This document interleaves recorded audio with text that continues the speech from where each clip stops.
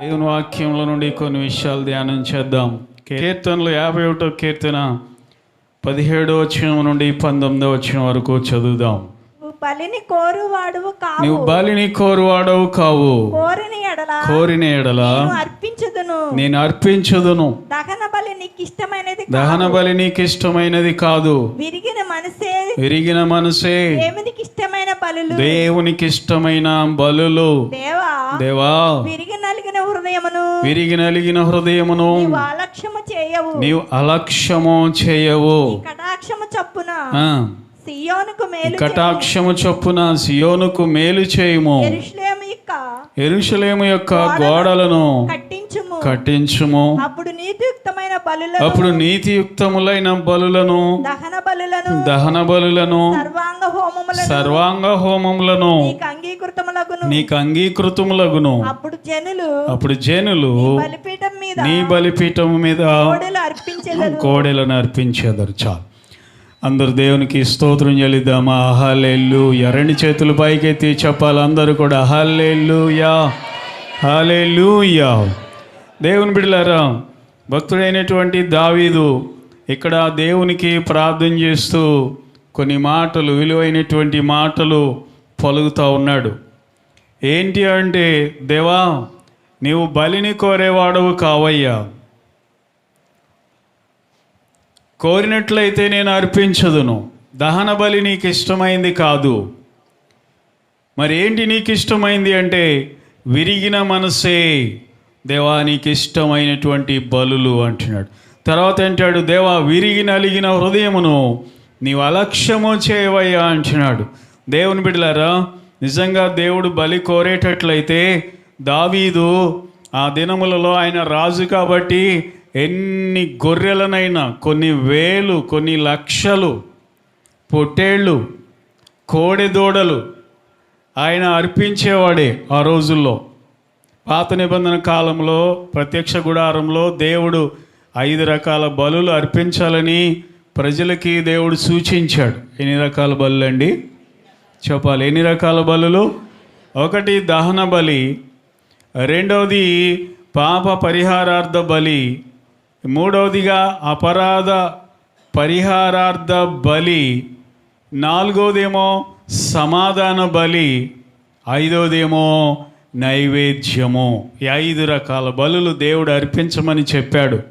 ఆ రోజుల్లో వాళ్ళ స్థాయిలను బట్టి, వాళ్ళకున్న ఆర్థిక పరిస్థితులను బట్టి దేవుడు 5 విధాలైన బలులు అర్పించమని ప్రభు చెప్పాడు. మళ్ళీ చెప్తారు ఏంటి? ఒకటి దహన బలి, రెండవది పాప పరిహారార్థ బలి, మూడవది అపరాధ పరిహారార్థ బలి, నాలుగవది సమాధాన బలి, ఐదవది నైవేద్యం. నైవేద్యం అంటే చాలా పేదవాళ్ళు ఉంటారు, గోధుమలో ఎవలో తీసుకొచ్చి దేవునికి నైవేద్యం పెట్టడం అనమాట.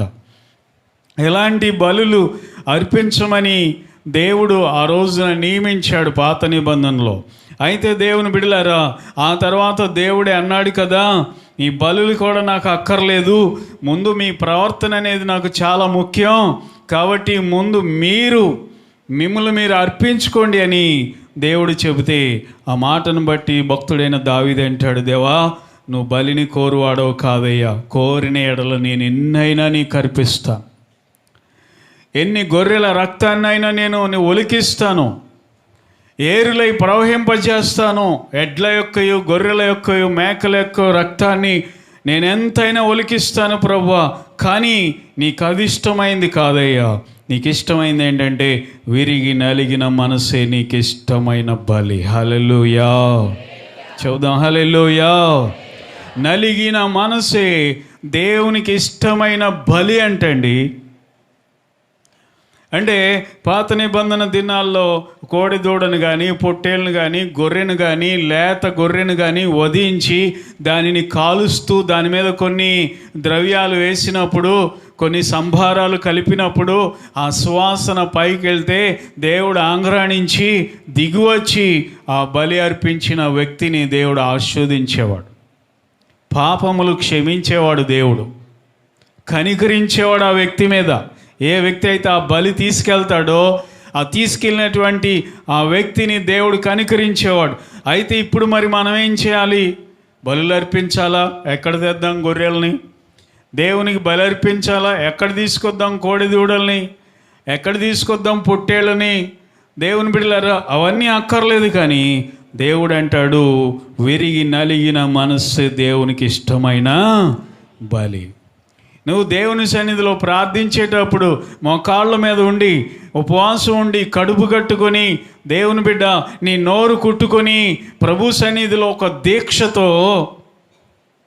ఒక దీక్షతో నువ్వు ప్రార్థన చేస్తావే, అప్పుడు నీ శరీరం విరిగిపోతూ ఉంటే, నీ మనసు విరిగిపోతూ ఉంటే, నీ హృదయం నలిగిపోతూ ఉంటే, ఆ నలిగినటువంటి ఆ హృదయంలో నుండి వచ్చిన ప్రార్థన దేవునికి సువాసనకరమైందంట. దేవునికి మహిమ కలుగునుగాక. హల్లెలూయా చెప్దామా? హల్లెలూయా. మరోసారి నువ్వు ఉపవాసం ఉండి కడుపు కట్టుకొని మోకాళ్ళ మీద ఉండి నువ్వు దేవుని సన్నిధిలో కూర్చుని ప్రార్థన చేస్తుంటే, నీ శరీరాన్ని ఎండగడుతుంటే, నీ శరీరాన్ని నలగొడుతూ ఉంటే, ఆ నలిగినటువంటి హృదయంలో నుండి వచ్చిన ప్రార్థన దేవునికి సువాసనకరమైందిగా ఉంటుందంట. మరి ఎప్పుడైనా చేసావు అలాంటి ప్రార్థన? 3 పూట్ల తిని చేస్తావు రోజు, మంచిది. కానీ ఎప్పుడైనా సరే దేవునికి ఇంపైన సువాసన వచ్చే ప్రార్థన చేసావా? నలిగిన మనస్సుతో దేవునికి ప్రార్థన చేస్తే ఆ ప్రార్థన త్వరగా ఆయన సన్నిధికి చేరుతుందంట. దానికి ఎంతో శక్తి ఉంటుందంట, దానికి ఎంతో సువాసన అనేది ఉంటుందని మనం చూస్తూ ఉన్నాం. మనందరికీ అర్థం. సింపుల్ ఉదాహరణ చెప్పిన సింపుల్ ఉదాహరణ ఒకటి చెప్తా. పొరోటా ఎంతమంది తిన్నారు? పొరోటా తిన్నారు ఎవరైనా? ఏం పిండి తీసుకుంటారు దానికి? గోధుమ పిండో మైదా పిండో ఏదో పిండి. ఆ పిండి తీసుకొని నీళ్లు కలిపి ముద్ద అంతా పిసికి పిసికి పిసికి దేవుని బిడ్డలారా, దాన్ని ఒకసారి ఆల్రెడీ దాన్ని నొక్కేదాన్ని ఏమంటారు? చపాతీ కర్రతో నొక్కి దాన్ని ఆల్రెడీ ఒకసారి కాల్చి వదిలేసాడా? వదల్లా. మళ్ళీ దాన్ని తీసుకుని అటు నొక్కి ఇటు నొక్కి నలిపేసి అటు తిరగేసి ఇటు తిరగేసి బాగా చేతులతో నలిపేసి మళ్ళీ దాన్ని పొయ్యి మీద పెట్టి ఇచ్చాడు అనమాట. ఆఫ్టర్ ఆల్ నువ్వు తినేదే అంత నలుగుతుందంటే, నువ్వు తినే ఆహార పదార్థం అంత నలుగుతుందంటే, దేవుని బిడ్డ నువ్వు అంత ఇష్టపడుతున్నావు అంటే, నువ్వు నలిగిన హృదయముతో ప్రార్థన చేస్తే దేవుడు ఇంకెంత ఇష్టపడతాడు. విరిగిన పగిలిన హృదయముతో దైవ సన్నిధిలో నువ్వు అటుపడి ఇటుపడి నీకున్న వేదన బట్టి, నీకున్న సమస్యను బట్టి, నీకున్న శోధన బట్టి కిందపడి మీదపడి ఉపవాసం ఉండి నలిగిపోతూ ప్రార్థన చేస్తే దేవునికి ఎంత ఇష్టమో ఆలోచించు. ఏ రోజైనా అలా ప్రార్థన చేసావా? నలిగిన హృదయం అంటే దేవుడికి చాలా ఇష్టం.